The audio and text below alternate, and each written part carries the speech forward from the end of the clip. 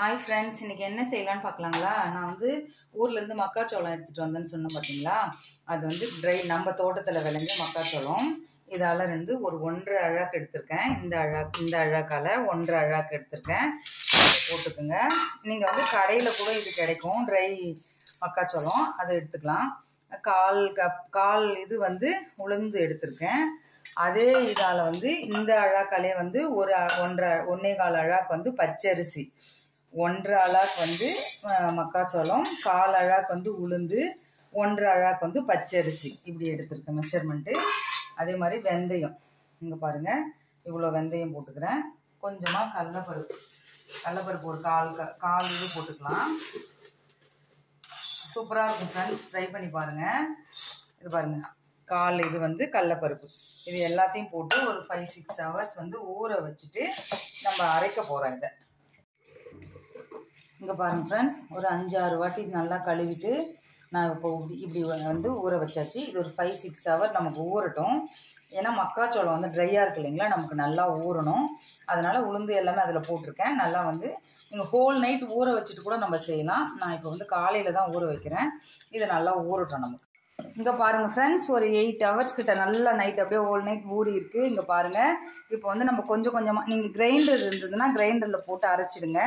நான் மிக்சி தான் என்கிட்ட இருக்குது. நான் மிக்சியில் போட போகிறேன். கொஞ்சம் கொஞ்சமாக போட்டு அரைச்சி நம்ம தோசை மாவு பதத்துக்கு அரைச்சிக்கலாம். சரி, எல்லாத்தையுமே அரைச்சிருக்கேன். இப்போ லாஸ்ட்டில் நம்ம கொஞ்சம் உப்பு போட்டுக்கலாம். இந்த டிஷ்ஷுக்கு தேவையான உப்பு நம்ம போட்டு இப்போ அரைச்சி இதில் அப்படியே போட்டுடலாம். இப்போ நான் இது லாஸ்ட்டு ஜார், இதை அரைச்சிட்டு நான் இப்போ மிக்ஸ் பண்ணுறது. இங்கே பாருங்கள் ஃப்ரெண்ட்ஸ், இப்போ நான் அரைச்சி ஊற்றியாச்சு. இதை பாருங்கள், இந்த அளவுக்கு கொரன்னு இருக்கணும். அப்போ தான் நல்லாயிருக்கும் தோசைக்கு. அப்படியே போட்டுட்டு நீங்கள் கரண்டி வச்சு கலந்தாலும் கலங்க, இல்லை கை வச்சு கலந்தாலும் கலங்க. இது ஒரு 5 ஹவர்ஸ் நம்ம ரெஸ்ட் கொடுத்துட்டு இது புளிச்சு வரும். அதுக்கப்புறம் நம்ம பார்க்கலாம். ஏன்னா நம்ம மில்லட்டுன்றதால நம்ம இந்த சிறுதானியம் இதெல்லாம் போடுறதால எப்பயுமே நம்ம ஒரு 5 மணி நேரம் கொடுத்தா போதும். இது நல்லா நமக்கு பொங்கி வந்ததுக்கப்புறம் நம்ம தோசை ஊற்றலாம்.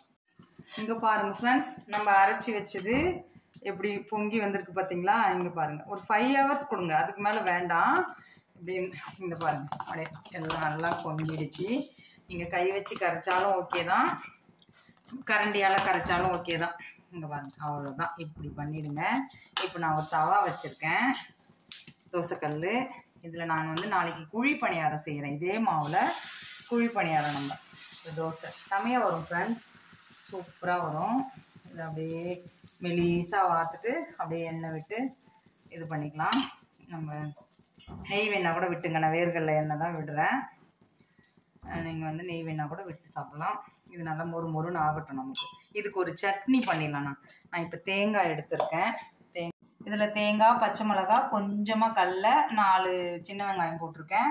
இதை கொஞ்சோண்டு தண்ணி விட்டு இதை அரைச்சிடலாம். இங்கே பாருங்கள் ஃப்ரெண்ட்ஸ், நம்ம தோசை அப்படியே சூப்பராக வரும் ஃப்ரெண்ட்ஸ். நம்ம பச்சரிசி போட்டிருக்கோம், கடலைப்பருப்பு, அதனால் செமையாக வரும்.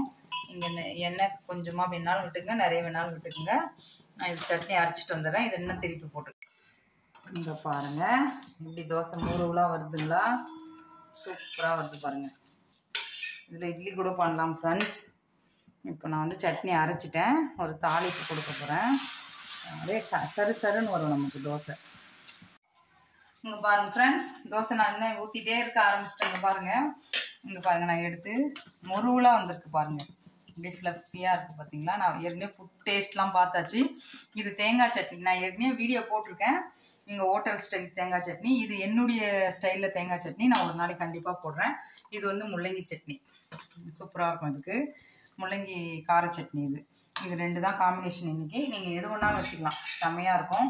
ட்ரை பண்ணி பாருங்கள் ஃப்ரெண்ட்ஸ். வீட்டில் எப்படி வந்ததுன்னு சொல்லுங்கள். லைக் பண்ணுங்கள், ஷேர் பண்ணுங்கள், சப்ஸ்கிரைப் பண்ணுங்கள். கண்டிப்பாக மக்காச்சோள தோசை கண்டிப்பாக டேஸ்ட்டாக இருக்கும். நெக்ஸ்ட் வீடியோவில் பார்க்கலாம். பாய்.